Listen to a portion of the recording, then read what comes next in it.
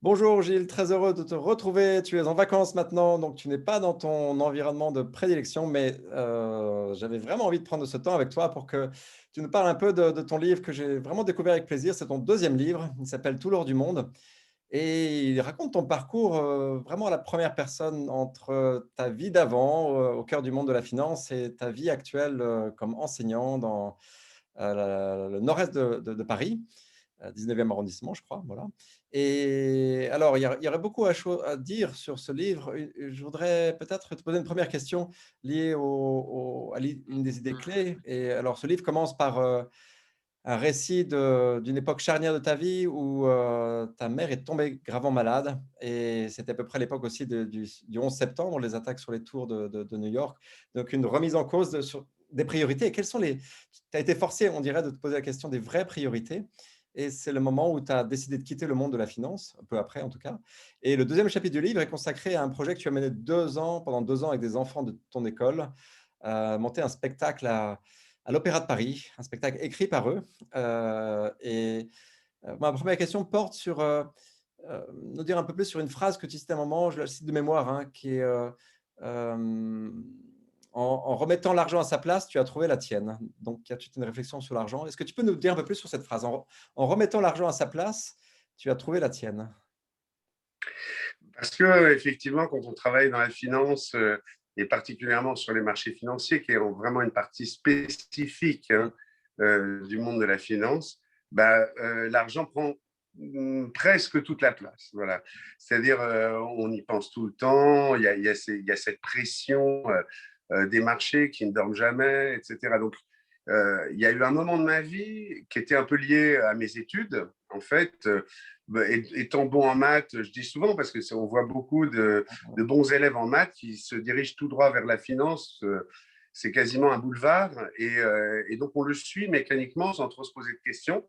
Et donc, en fait, ce qui s'est passé, c'est qu'effectivement, comme tu l'as dit, j'ai été confronté à la maladie de ma mère qui était incurable. J'ai cru dans un premier temps qu'avec l'argent que j'avais, je pouvais l'emmener aux États-Unis. J'ai appelé des spécialistes, etc. Mais les spécialistes m'ont expliqué qu'en fait, on n'avait pas de traitement. Et donc là, j'ai dû comprendre que, en fait, que je croyais que l'argent pouvait tout résoudre. En fait, non. En tous les Mm. cas, certainement pas la maladie et la mort. Et puis j'ai compris aussi après l'amour aussi. Et donc, en fait, c'est une décision qui s'est imposée à moi. J'étais enfant unique, ma mère s'était beaucoup occupée de moi, on était proches. Donc, il me paraissait fou de penser, parce que je travaillais 6 jours sur 7, vraiment, Mhm, j'allais mhm. tout le dimanche bosser et tout. Donc, je me disais, tu vas pas voir du tout ta mère partir, tu vas pas pouvoir lui dire, tu vas pas pouvoir tirer les enseignements de tout ce qu'elle a à te dire aussi. Et donc, ça s'est imposé à moi. Donc, ça a basculé, comme tu l'as dit, il y a eu le 11 septembre en plus. Et à la suite de quoi, j'ai consacré, comme une période de gestation de 2 ans aux côtés de ma mère, beaucoup, c'est 3 fois par semaine, et pour l'accompagner. Et j'ai beaucoup appris d'elle, c'est-à-dire de cette capacité à trouver de la joie, voilà, là où franchement, la vie, elle avait des problèmes de locomotion de plus en plus grands. Mhm. Et pourtant, elle y trouvait encore du bonheur. Et puis, cette confrontation à la mort m'a posé celle du sens, c'est-à-dire puisqu'on et que tout ça a une fin, quel est le but que je vais m'assigner, quoi? Qu'est-ce qui pourrait faire sens face à ça, en fait? Face à la mort, qu'est-ce qui fait sens? Et c'est imposé le fait de transmettre. Et aussi, à une époque où j'étais quand même tiré vers le passé par le fait que ma mère était en train de mourir doucement, mais voilà, les enfants, ça projette dans le futur, ça projette dans une utilité qu'on ressent, mais qui se projette dans le futur. Donc d'un seul coup, on n'est plus derrière, on est devant. Et ça s'est imposé à moi, et puis après, le métier m'a conquis, on peut dire. Mhm.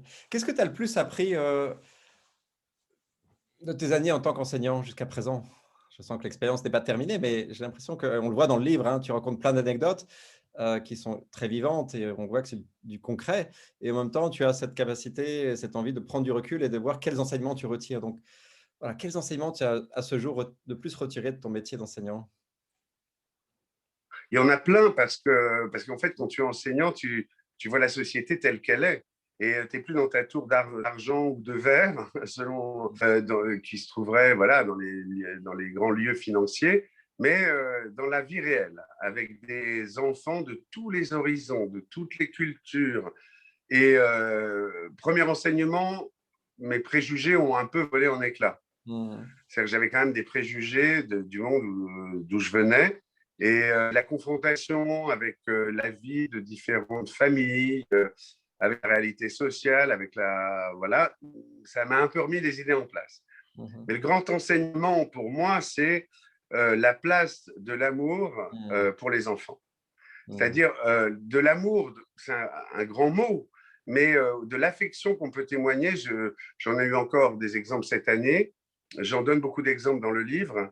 Mmh. Souvent des situations qui paraissent bloquées pour des enfants, qui sont dans des problèmes de comportement de tous ordres, hein, qui peuvent être agressifs envers les autres ou envers eux-mêmes. Plein de choses. Souvent, ça se résout en tendant la main à l'enfant, en comprenant en fait là où le bas blesse, là où il y a de la souffrance en fait chez l'enfant. Parce qu'il y a des situations sociales, des situations familiales, il y en a plein, hein, on le sait Mmh. tous. Et tendre la main à l'enfant et qu'il est l'enseignant, il sente que il lui apporte ça, il est prêt à lui juste lui apporter ouais, cette affection, on peut le dire, mais sans que ce soit trop exubérant. C'est juste un témoignage, je me soucie de toi. Voilà. Parce qu'il y a des enfants, malheureusement, voilà, dont les parents n'ont pas vraiment le temps de se soucier beaucoup. Mmh. OK. Mmh. Et alors, Donc c'est l'amour. ouais, et l'amour, cette thématique est vraiment présente dans le livre. Ton livre précédent, tu parlais beaucoup du temps, de la façon dont on regardait le temps, dont on le laissait parfois diriger notre vie, et je trouve que ça apporte, les 2 livres, se complètent bien, à mon avis. Alors, ce qui est intéressant, enfin, il y a plein de choses intéressantes, mais il y a un passage en particulier qui m'a intrigué, c'est que donc tu invites à poser un nouveau regard aussi sur la place qu'on laisse à l'argent et la place qu'on laisse à l'amour dans nos vies, dans ce livre.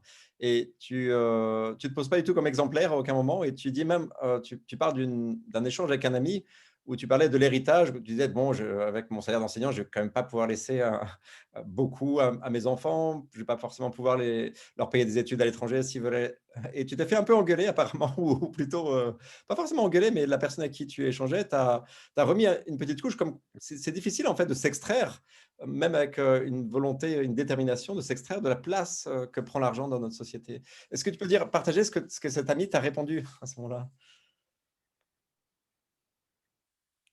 Ah, on a un petit problème de Bah, connexion. ouais, ça donnait même le titre du livre, effectivement. Il m'a dit, mais alors il m'a dit, tu déconnes complètement. Et Mmh. ça, mais tu déconnes complètement. Tu es en train de me parler. Tu écris un livre sur la place délirante de l'argent et la manière dont elle peut un peu gangréner nos vies par son côté envahissant. Hein. Je Mmh. dis pas que l'argent c'est mal. Hein. L'argent c'est très bien à un certain niveau.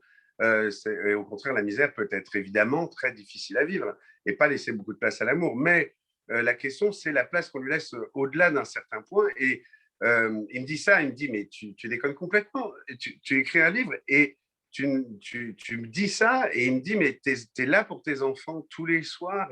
Lui qui travaillait sur les marchés, hein, donc qui ne les voyait pas autant, et tu es là pour eux tous les soirs. Tu as un métier qui a du sens. Il me dit, mais tous les millions que tu pourrais gagner, ça ne vaudrait pas ça.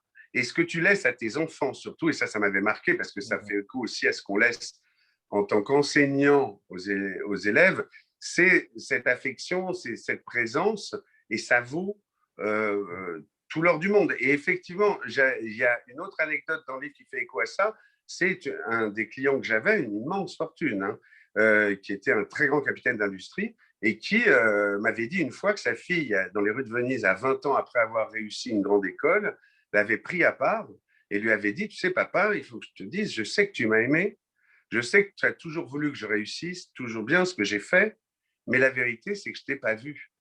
Mmh. Pendant les 20 ans, les 20 dernières années, je ne t'ai pas vu, papa. Et elle lui dit, et ça, tous les millions que tu as gagnés, ça ne pourra jamais le racheter. Et Mmh. il était profondément bouleversé par cette phrase de sa propre fille, qu'il adorait au demeurant. Voilà.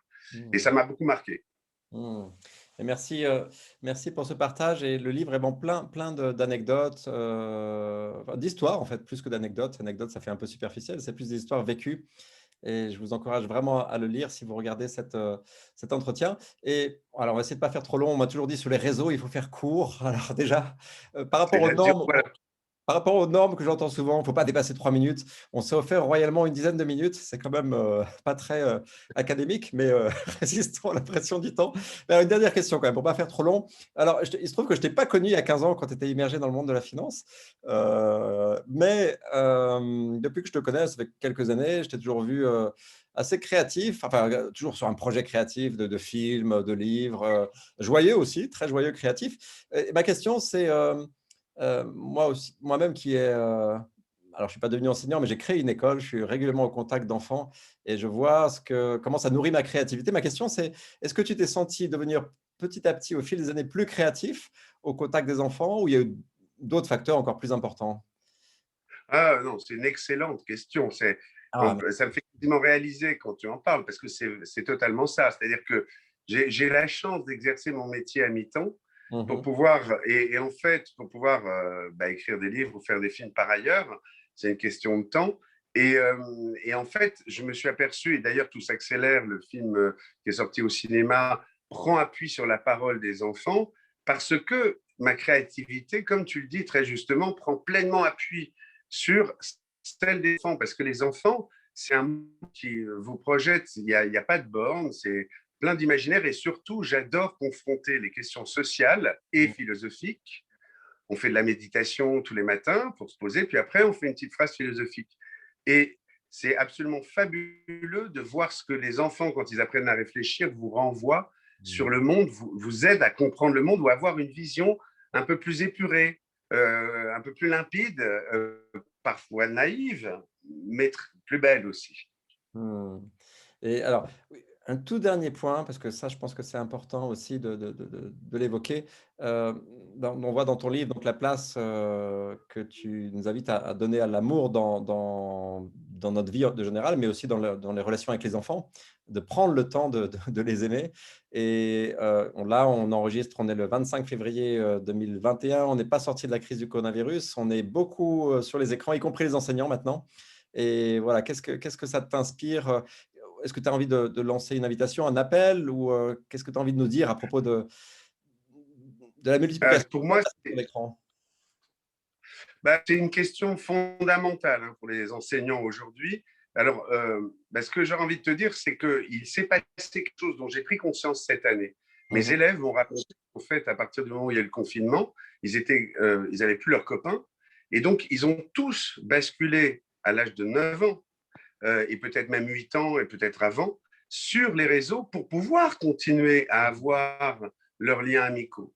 Et ça s'est perpétué après. Et donc, en fait, ça a entraîné beaucoup d'enfants bien davantage vers les écrans. Or, nous, les enseignants, on constate, personnellement, je le constate, c'est vraiment, pour le coup, un tout petit peu inquiétant, c'est la chute du vocabulaire. Elle est très notable. Ouais. Parce que les parents parlent moins avec leurs enfants. Quand on parle de la place envahissante que peut prendre l'argent dans nos vies, ce que j'invite à considérer par rapport à la place qu'on laisse à l'amour, il faut absolument se poser la même question pour les écrans, parce que les écrans sont très addictifs, particulièrement pour les enfants. Et au-delà il y a deux dimensions. Il y a la dimension de vocabulaire, d'expression de soi, puisqu'on ne parle plus. Et la deuxième chose, c'est l'affection. C'est-à-dire que quand on est prof, j'ai fait cours par le numérique, on n'aura jamais ce lien affectif qui va, cette main tendue, cette petite qu'on va pouvoir avoir avec l'enfant à la récréation, on va lui dire un mot gentil pour essayer de le soutenir. Voilà, c'est pas pareil sur les écrans. Il passe pas du tout ce sentiment qui passe quand intuitu personae, on le sait tous. Et je pense que d'ailleurs, juste pour une note positive, c'est que Mhm. cette crise, moi, la grande vertu de cette crise pour moi, elle a démontré aux gens, et tout le monde le dit, que non, un monde sans contact, non, ça ne va pas être possible. On dit tout de suite non, ça c'est bien. Merci Gilles, j'ai encore plein de questions à te poser, mais voilà, on va arrêter pour cette vidéo et puis j'aurai le bonheur d'échanger avec toi à d'autres moments. Merci beaucoup. Si vous avez regardé cet Avec plaisir. entretien jusqu'à la fin, je vous invite vraiment à découvrir le livre de Gilles, L'or du monde. C'est un bon moment et ça fait bien réfléchir, au bon sens du terme. Voilà, merci Gilles. Bonnes vacances donc. Et puis, Ben, merci à toi, Christian. Au plaisir que les chemins Et se très bonne fin de se vacances. croisent de nouveau. Ouais, merci. Au revoir. Au revoir.